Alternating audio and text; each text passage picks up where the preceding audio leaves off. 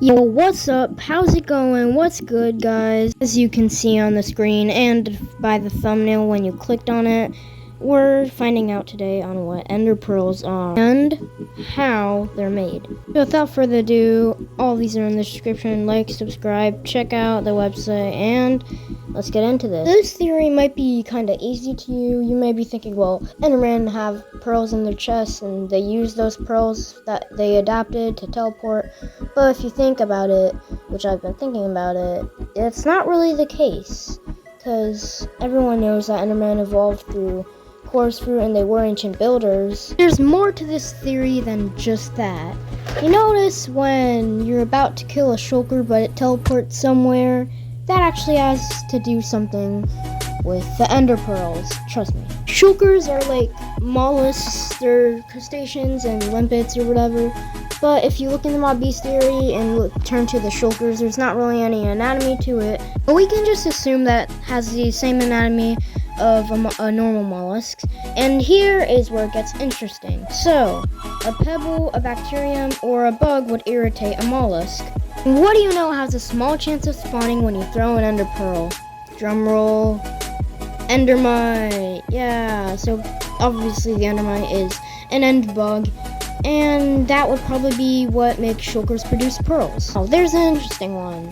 Shulkers produce pearls. And also, as you can see on limpet anatomy, there is a mantle, and all the other mollusks have a mantle, which create pearls. But what about the Endermen?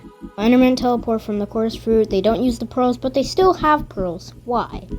As we know, Endermen and Endermites hate each other. The reason Endermen might hate Endermites is because they use them to make pearls. Trust me, look at the anatomy. Endermen have the same thing all mollusks have.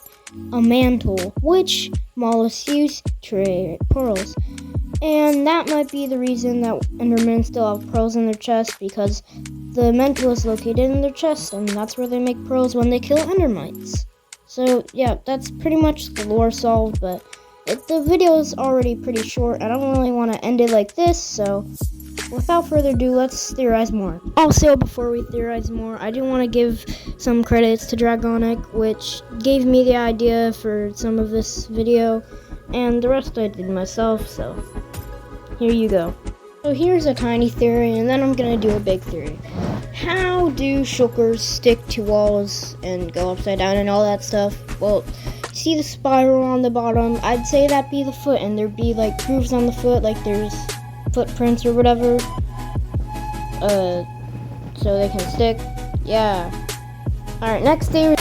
What is elytra? So I kind of drew out something and I can show it to you right here.